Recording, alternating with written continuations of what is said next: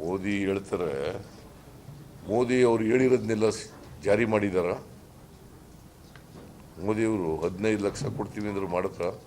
ಎಲ್ಲರ ಅಕೌಂಟ್ಗೆ 2 ಕೋಟಿ ಉದ್ಯೋಗ ಸೃಷ್ಟಿ ಮಾಡ್ತೀವಿ ಅಂತಂದ್ರು ಮಾಡಿದ್ರ? ರೈತರ ಆದಾಯ ದುಪ್ಪಟ್ಟು ಮಾಡ್ತೀವಿ ಅಂತಂದ್ರು ಮಾಡಿದ್ರ? ರೂಪಾಯಿ ಮೌಲ್ಯ ಕಡಿಮೆ ಅದನ್ನು ಜಾಸ್ತಿ ಮಾಡ್ತೀವಿ ಅಂತಂದ್ರು ಮಾಡಿದ್ರ? ಡಾಲರ್ಸ್ ಬೆಲೆ ಕಡಿಮೆ ಮಾಡ್ತೀವಿ ಅಂತಂದ್ರು ಮಾಡಿದ್ರ? ಅಗತ್ಯ ವಸ್ತುಗಳ ಬೆಲೆಗಳನ್ನೆಲ್ಲ ಇಳಿಸ್ತೀವಿ ಅಂತಂದ್ರು ಮಾಡಿದ್ರ?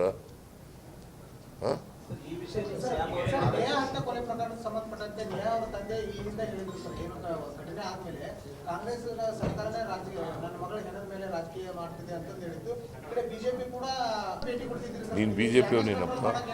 ಈಗ ಉತ್ತರ ಕೊಟ್ಟಾಯ್ತು. ನಾನು ಕೂಡ ಅದೇ ಪ್ರಶ್ನೆ ಕೇಳಿದ್ರೆ ಇನ್ನೊಂದು ರೀತಿಯಲ್ಲಿ ಕೇಳಿದ್ರೆ ನೋಡ್ರಿ, ನೇಹಾ ಕೊಲೆಯನ್ನ ತೀವ್ರವಾಗಿ ಖಂಡಿಸ್ತದೆ ಸರ್ಕಾರ. ತಪ್ಪಿತಸ್ಥರಿಗೆ ಘೋರ ಶಿಕ್ಷೆಯನ್ನು ಕೊಡಿಸ್ತಕ್ಕಂಥ ಎಲ್ಲ ಪ್ರಾಮಾಣಿಕ ಪ್ರಯತ್ನವನ್ನು ಮಾಡ್ತೀವಿ. ಸಾಕು, ಅಷ್ಟು ಸಾಕು. ಬೇರೆ ಪ್ರಶ್ನೆ ಇದ್ರೆ ಕೇಳಿ.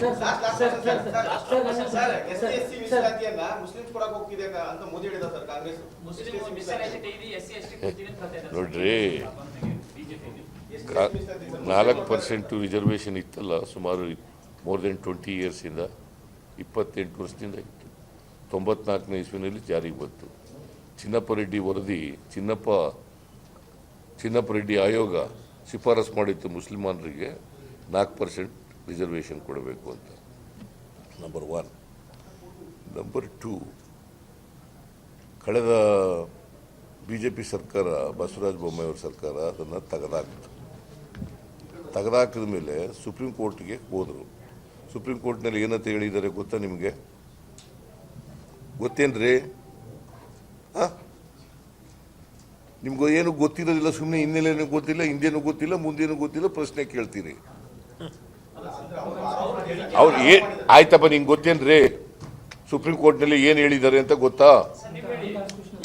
ನನ್ನ ಪ್ರಶ್ನೆಗೆ ಉತ್ತರ ಕೊಡ್ರಿ. ನೀವು ಗೊತ್ತಾ ನಿಮಗೆ? ನೇಹರ್ ಬಗ್ಗೆ ಕೇಳಿದ್ದೀರಿ, ಹಿಂದುಳಿದವ್ರ ಬಗ್ಗೆ ಅವ್ರ ಪ್ರಶ್ನೆ ಕೇಳಿದ್ದಾರೆ. ನೀವು ಹೇಳ್ರಪ್ಪ, ನೀವು ಗೊತ್ತಾ ನಿಮಗೆ ಏನಂತ ಹೇಳಿದರು ಅಂತ? ಆರೋಪ ಮಾಡೋದು ಸುಳ್ಳು ಹೇಳ್ತಾರೆ. ನಾನೇನು ಹೇಳ್ತೀನಿ, ಇದೇ BJP ಸರ್ಕಾರ ಸುಪ್ರೀಂ ಕೋರ್ಟ್ ಮುಂದೆ ಏನು ಹೇಳಿದೆ, ಅದಕ್ಕೆ ಉತ್ತರ ಏನು ಹೇಳಿದೆ ಅಂತಂದರೆ, ಸುಪ್ರೀಂ ಕೋರ್ಟ್ನಲ್ಲಿ ಅಂಡರ್ಟೇಕ್ ಮಾಡ್ಕೊಂಡಿದ್ದಾರೆ, ನಾವು ರಿಸರ್ವೇಷನ್ ಹೇಗಿತ್ತು ಹಾಗೆ ಮುಂದುವರಿಸ್ತೀವಿ. ಇವತ್ತು ಕೂಡ 4% ರಿಸರ್ವೇಷನ್ ಮುಂದುವರಿತಾ ಇದೆ. ಸುಪ್ರೀಂ ಕೋರ್ಟ್ ಮುಂದೆ BJPಯವರೇ ಅಂಡರ್ಟೇಕ್ ಮಾಡ್ಕೊಂಡಿದ್ದಾರೆ. ಗೊತ್ತಾಯ್ತಾ ನಿಮಗೆ? ಅಫಿಡವಿಟ್ ಕೊಟ್ಟಿದ್ದಾರೆ. ಕನ್ನಡಿಗರ ಮೆಚ್ಚಿನ ನಿಮ್ಮ ನ್ಯೂಸ್ 18 ಕನ್ನಡ ಈಗ ವಾಟ್ಸ್ಆಪ್ನಲ್ಲಿಯೂ ಲಭ್ಯ.